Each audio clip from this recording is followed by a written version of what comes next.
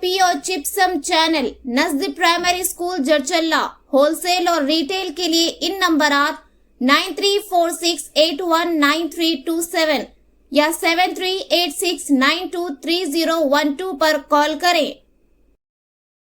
अस्सलाम वालेकुम नाज़रीन, NH टीवी में आप सभी का इस्तकबाल है।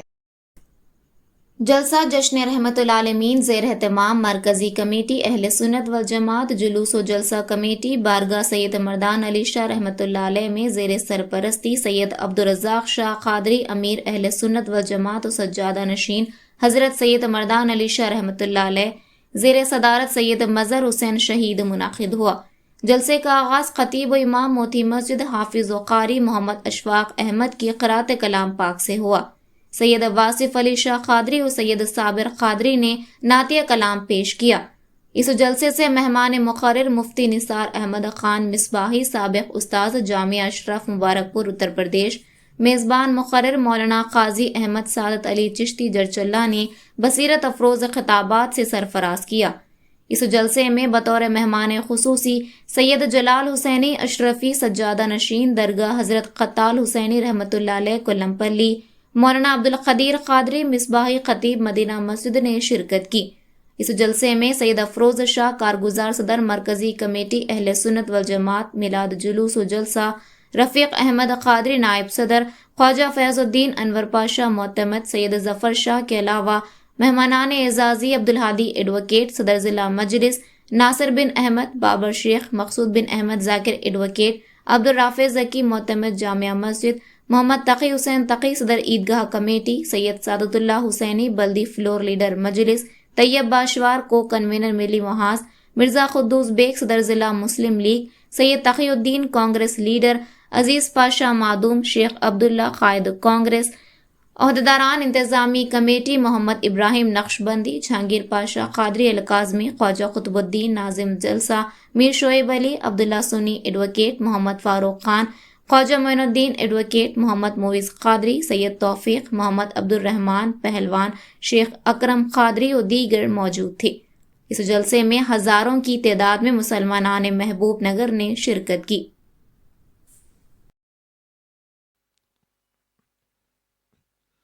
والأرض وضعها للأنام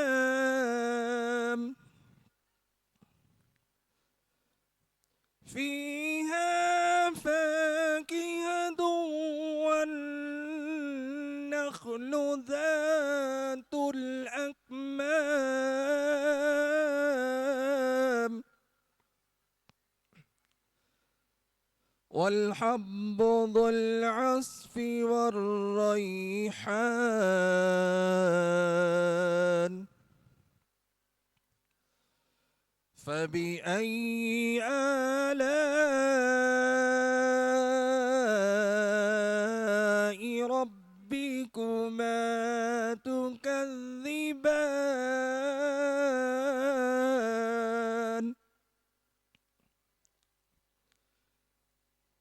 خلق الإنسان من صلصال كالفخار وخلق الجن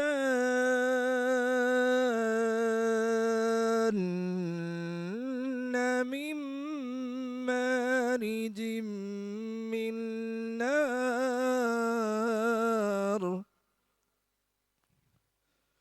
فبأي آلاء ربكما تكذبان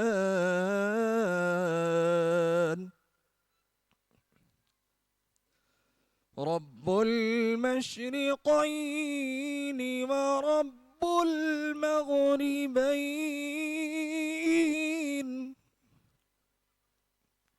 فبأي آلاء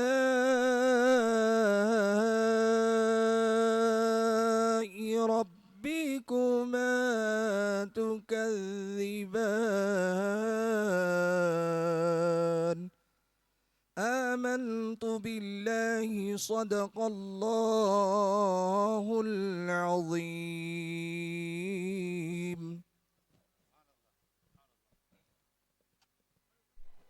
سبحان اللہ، قرآن پاک کی عظمت میرے رسول سے ہے۔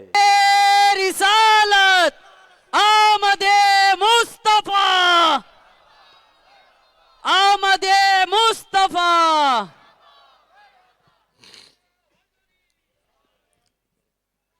مصطفیٰ کریم صلی اللہ تعالی علیہ وسلم شرف و عظمت بانٹنے والے ہیں، رتبے تقسیم فرمانے والے ہیں، انعامات الہیہ کے قاسم وہ ہیں۔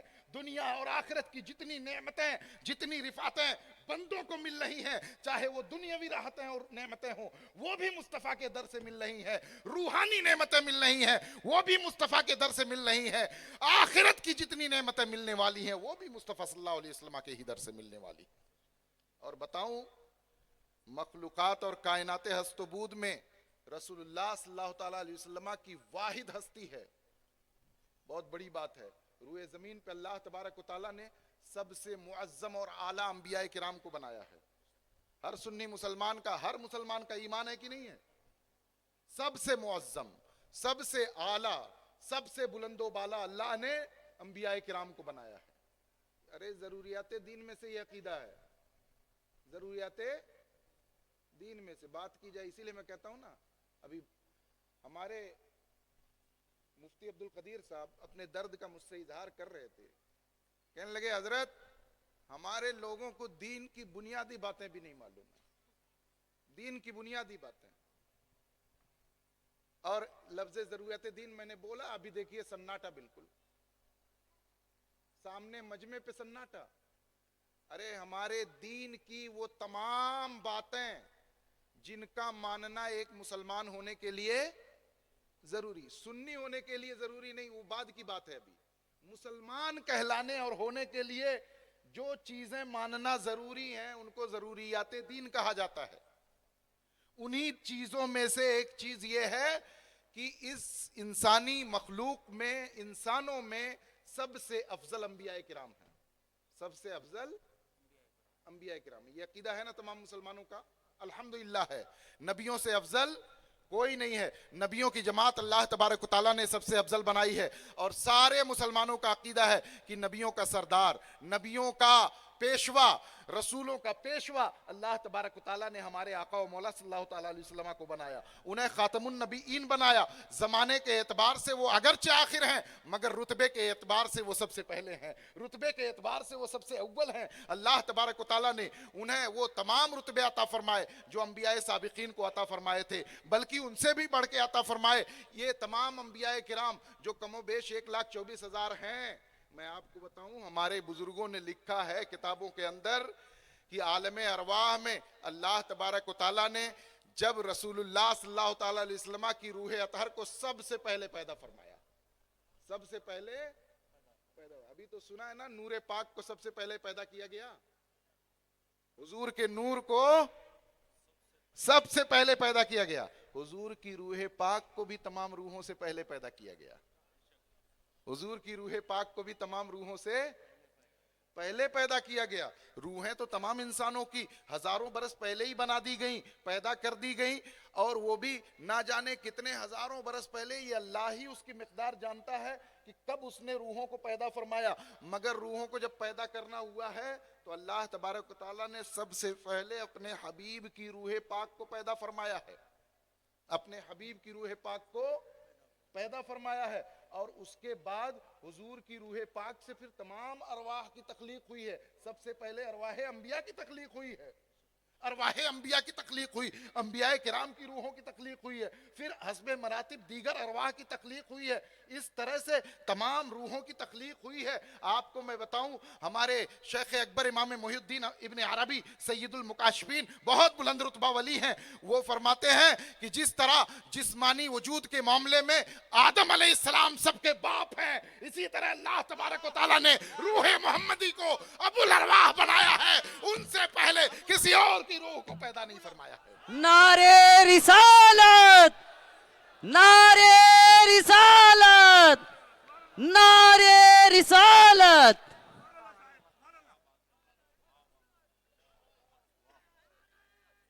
آقا و مولا صلی اللہ تعالیٰ علیہ وسلم کو اللہ نے سب سے پہلے ان کا نور بھی سب سے پہلے, ان کی حقیقت پاک بھی سب سے پہلے پیدا فرمائی, ان کی روح پاک کو سب سے پہلے پیدا فرمایا, اور اسی روح پاک کی تجلی سے دیگر ارواح کی تخلیق ہوئی ہے, اسی نور اطہر کی تجلی سے دیگر انوار کی تخلیق ہوئی ہے. جتنے بھی انوار اللہ نے پیدا فرمائے اسی نور محمدی کے صدقے پیدا فرمائے, جتنی روحیں پیدا فرمائیں اسی روح محمدی کے طفیل میں پیدا فرمائیں. میرا عرض مدعا یہ ہے کہ دوستو, ہمارے آقا و مولا صلی اللہ تعالیٰ علیہ وسلم کو اللہ تبارک و تعالیٰ نے اپنی نعمت اور اپنے فیض کی تقسیم کا مظہر بنایا ہے. جسے جو مل رہا ہے مصطفیٰ کے توسل سے مل رہا ہے, مصطفیٰ کے واسطے سے مل رہا ہے. ایسا نہیں ہے کہ مصطفیٰ کریم کو کسی اور کے واسطے سے مل رہا ہو, مصطفیٰ کریم کو کسی اور کے وسیلے سے مل رہا ہو. ہمارے آقا و مولا صلی اللہ تعالیٰ علیہ وسلم, وہ بات جو میں نے شروع میں کہی تھی, ہمارے آقا و مولا صلی اللہ تعالیٰ علیہ وسلم اس کائنات ہست و بود کی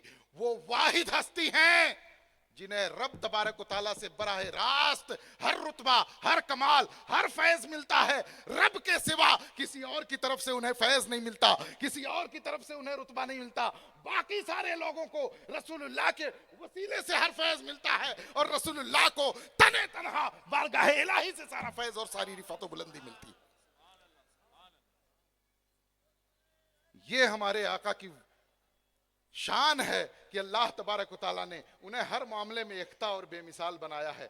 ہر معاملے میں جسے ان سے نسبت ہو رہی ہے وہی عظمتیں پا رہا ہے, جسے ان سے تعلق ہو رہی ہے وہی رتبے پا رہا ہے, جسے ان سے وابستگی حاصل ہو جا رہی ہے وہی بلندیاں پا رہا ہے, اور جسے بلندی نہیں ملی وہ اس لیے نہیں ملی کہ وہ حبیب کے در سے وابستہ نہیں تھا, وہ رسول کے در سے وابستہ نہیں تھا.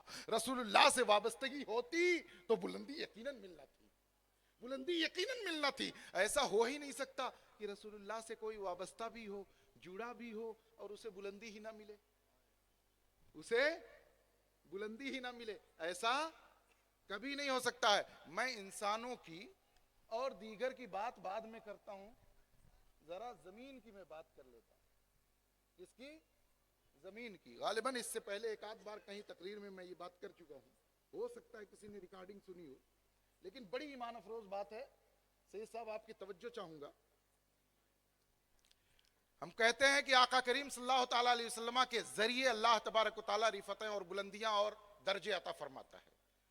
جس کو ان سے نسبت وہ کمال والا ہو جاتا ہے, جس کو ان سے جتنی گہری نسبت وہ اتنی ہی زیادہ عظمتوں والا ہو جاتا ہے. اب اس کو میں ایک مثال سے پہلے سمجھا دوں کہ کیسے رسول اللہ سے وابستگی بندے کو کمال تک پہنچا دیا کرتی ہے. ہمارا اور آپ کا ایمان ہے کہ رسولوں اور نبیوں کے بعد, رسولوں اور نبیوں کے بعد سب سے افضل و اعلیٰ, سب سے بلند و بالا صحابہ کرام کی جماعت ہے. رسول اللہ صلی اللہ تعالیٰ علیہ وسلم کے صحابہ کی جماعت کو اللہ تبارک و تعالیٰ نے نبیوں اور رسولوں کے بعد سب سے افضل و اعلیٰ بنایا ہے, ان سے افضل کسی اور کو نہیں بنایا. اور اتنا یہ بھی یاد رکھیے گا کہ آدم علیہ السلام سے لے کر کے حضرت عیسیٰ تک کم و بیش 1,24,000 جو انبیاء کرام آئے, ان میں بہت سارے انبیاء کرام کے ہاتھوں پہ ایمان لانے والے ان کے زمانے کے مسلمان جو تھے وہ ان نبیوں کے صحابی مانے جاتے ہیں.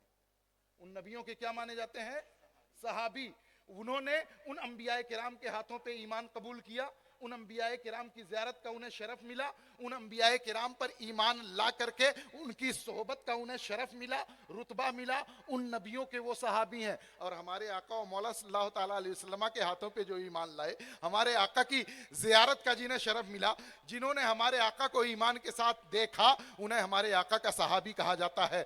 قرآن و حدیث, اقوال ائمہ مجتہدین, اقوال صوفیہ, اقوال بزرگان دین ہزاروں کی تعداد میں ہماری کتابوں کے اندر لکھے ہوئے ہیں, اور الحمدللہ سینکڑوں کی تعداد میں ہمیں یاد بھی ہیں جن میں صاف صاف لکھا گیا ہے کہ حضرت آدم سے لے کر کے حضرت عیسیٰ تک یہ تمام جو انبیاء کرام ہیں ان کے جو اصحاب ہیں وہ سارے اصحاب ایک طرف اور رسول اللہ کے اصحاب ایک طرف. اللہ نے رسول اللہ کے صدقے ان کے صحابہ کو بھی دیگر نبیوں کے صحابہ سے افضل و اعلیٰ بنایا ہے. اب نبیوں اور رسولوں کے بعد اگر اس کائنات میں حضرت آدم سے لے کر کے قیامت تک نبیوں اور رسولوں کے بعد سب سے افضل و اعلیٰ اگر کوئی جماعت ہے تو وہ مصطفیٰ کے جانثاروں کی جماعت ہے جسے ہم صحابہ کرام کہا کرتے ہیں.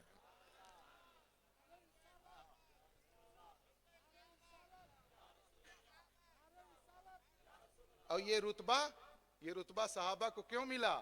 رسول اللہ کے صدقے ملا ہے، رسول اللہ کی زیارت کے صدقے ملا ہے، رسول اللہ پر ایمان لانے کے صدقے ملا ہے، رسول اللہ پر جانثاری کے صدقے ملا ہے۔ میں نے کیا کہا؟ ان کے در سے جسے وابستگی ہوئی وہ عظمتوں والا ہو گیا، ان سے جو جڑ گیا وہ ہر کمال کا جامع ہوتا گیا، اپنی اہلیت کے اعتبار سے، اپنی صلاحیت کے اعتبار سے وہ ہر فیض، ہر رتبہ، ہر نعمت پاتا گیا۔ کوئی روکنے والا نہیں ہے۔ مصطفیٰ کریم اجود الاجودین رب تبارک و تعالیٰ کے ایسے کریم بندے ہیں جو اپنے در سے وابستہ ہونے والوں کو دنیا کی نعمتوں سے بھی مالا مال فرماتے ہیں اور عقبہ کی نعمتوں سے بھی مالا مال فرماتے ہیں۔ ایک مثال میں آپ کو دیتا چلوں، سب سے زیادہ وابستگی، سب سے زیادہ قرب، سب سے زیادہ حضور کی بارگاہ میں تعلق جس صحابی کا ہے، نام لینے کی ضرورت نہیں ہے، دنیا جانتی ہے کہ انہیں صدیق اکبر کہا جاتا ہے، انہیں صدیق کے لقب سے جانا جاتا ہے۔ سب سے زیادہ قرب اور تعلق جنہیں حاصل رہا ہے وہ سیدنا صدیق اکبر رضی اللہ تعالیٰ عنہ ہے۔ ایک لمبی مثال، چھوٹی سی مثال سرسری طور پہ میں آپ کے سامنے رکھ دوں۔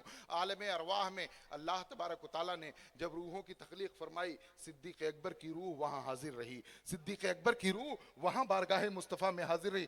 سید المکاشفین شیخ اکبر رضی اللہ تعالیٰ عنہ نے اس کو الفتوحات المکیہ کے اندر لکھا ہے کہ مصطفیٰ کریم کی روح اطہر کی خدمت میں ابو بکر کی روح وہاں بھی حاضر تھی، عالم ارواح میں وہاں حاضر ہیں۔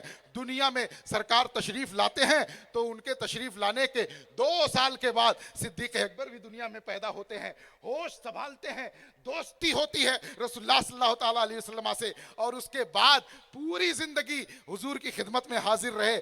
جبکہ حضور نے ابھی اعلان نبوت نہیں فرمایا ہے، تب بھی وہ حضور کے ساتھ ہیں۔ اعلان نبوت فرمایا سرکار نے، جیسے ہی سنا فوراً تصدیق کر دی۔ میں گواہی دیتا ہوں کہ محمد سچے ہیں، وہ سچ کہہ رہے ہیں، جو کہہ رہے ہیں سچ کہہ رہے ہیں۔ پھر جب سرکار کے پردہ فرمانے کے بعد 2 سال بعد صدیق اکبر کا وصال ہوا، قبر شریف کہاں، جگہ ملی کہاں؟ حضور کے پہلو میں، حضور کے پہلو میں آرام فرما رہے ہیں۔ اب قیامت تک وہاں حضرت ابو بکر و عمر رضی اللہ تعالیٰ عنہما پہلو میں آرام کرتے رہیں گے، اور حضور نے فرما دیا ہے ہاکذا نبعث یوم القیامہ، قیامت کا دن آئے گا، ابو بکر ادھر، عمر ادھر، ہم اس طرح سے قیامت کے دن اٹھیں گے، ہاتھوں میں مصطفیٰ کے ہاتھوں میں ابو بکر و عمر کا ہاتھ ہوگا۔ اب بتاؤ، یہ حضور کی خدمت میں حاضری کا دیکھ رہے ہو رتبہ، حاضری کا شرف، حضور سے تعلق عالم ارواح میں بھی ہے، دنیا کی زندگی میں بھی ہے، قبر اطہر میں بھی ہے، میدان محشر میں بھی ہے،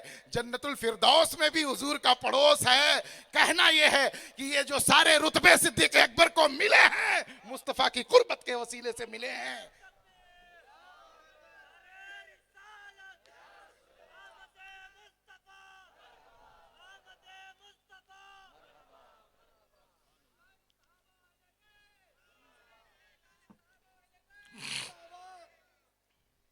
حضور عظمتیں بانٹنے والے ہیں، حضور نوازشیں کرنے والے ہیں، ان سے وابستگی تو قائم رکھو سنیوں۔ ارے اپنا وہ زمانہ تو یاد کرو جب پوری دنیا میں اہل سنت کا غلبہ تھا، عزت و شان اہل سنت کی تھی، قوت و غلبہ، سیاست، طاقت، سب کچھ اہل سنت کے ہاتھوں میں تھا۔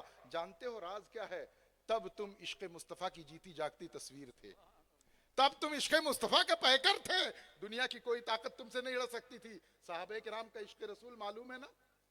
معلوم ہے؟ ابھی میں اس پہ گفتگو کرتا ہوں، آقا کریم صلی اللہ تعالیٰ، وہ بات مکمل کر لوں جو میں کر رہا تھا۔ آقا کریم صلی اللہ تعالیٰ علیہ وسلم ہر نعمت تقسیم فرمانے والے ہیں، ہر چیز کو جس کو ان سے نسبت اور تعلق بنتا ہے وہ عظمتوں والی ہو جایا کرتی ہے، وہ شرف اور کمال والی ہو جاتی ہے۔ آپ سب نے ایک عام سی مثال دوں گا، چھوٹی سی، جو سب کو سمجھ میں آ جائے، بظاہر چھوٹی ہے مگر بات بہت بڑی ہے۔ آپ سب جانتے ہوں گے کہ سرکار کے ہجرت فرمانے سے پہلے مدینہ ایک عام شہر تھا، ایک عام شہر تھا نا؟ ہاں؟ مکہ کی طرح کوئی اس کا ماضی، کوئی شاندار ماضی جہاں بیت اللہ بنا ہوا ہو، جہاں انبیاء کرام تشریف لائے ہوں، جہاں حضرت ابراہیم تشریف لائے ہوں، حضرت اسماعیل رہے ہوں، ان کی اولادیں رہے ہوں، ایسا کچھ نہیں۔ مدینہ ایک عام شہر مانا جاتا تھا، یثرب کہا جاتا تھا۔ بیماریاں تھیں، وبائیں تھیں، طرح طرح کی بیماریاں وہاں پائی جاتی تھیں۔ یثرب، بچے ہمارے جو ہے یسرب یسرب کہہ رہے ہیں، یثرب لفظ ہے۔ بہرحال یثرب کہا جاتا تھا، بیماریوں کا گھر اسے کہا جاتا تھا۔ سرکار جب تک ہجرت فرمایا کہ مدینہ تشریف نہیں لائے تھے، تب تک تو وہ بیماریوں کا گھر کہا جاتا تھا، بیماریوں کا شہر کہا جاتا تھا، مگر قربان جاؤں ان عظمتوں والے، عرش کی رفعتوں والے ان مبارک قدموں پہ ہم قربان جائیں، بلکہ ان قدموں سے لگنے والی دھول پہ ہم قربان جائیں کہ جب وہ یہاں مدینے میں پڑھتے ہیں، مدینے میں مصطفیٰ کے قدم پڑے، آقا کا ارشاد ہوا ترابها شفاؤن، مدینے کی مٹی اب کھا کے شفا ہے کا قربان جاؤ مسلمانوں ان قدموں کی عظمت پہ۔ کتنی عظمتوں والے وہ قدم ہیں کہ وہ روئے زمین جو بیماریوں کی زمین ہے، وہاں وہ جانے مسیحا جب تشریف لاتے ہیں، وہ قدم جب اس زمین پہ پڑتے ہیں تو صرف بیماریاں نہیں دور ہوتی ہیں، بیماریاں تو دور ہی ہوئی، اب وہ زمین وہ مٹی بھی بیماریوں کے لیے شفا بن گئی ہے، بیماریوں کا علاج بن کے آ گئی ہے۔ کیسے یہ رتبہ ملا مدینے کی مٹی کو؟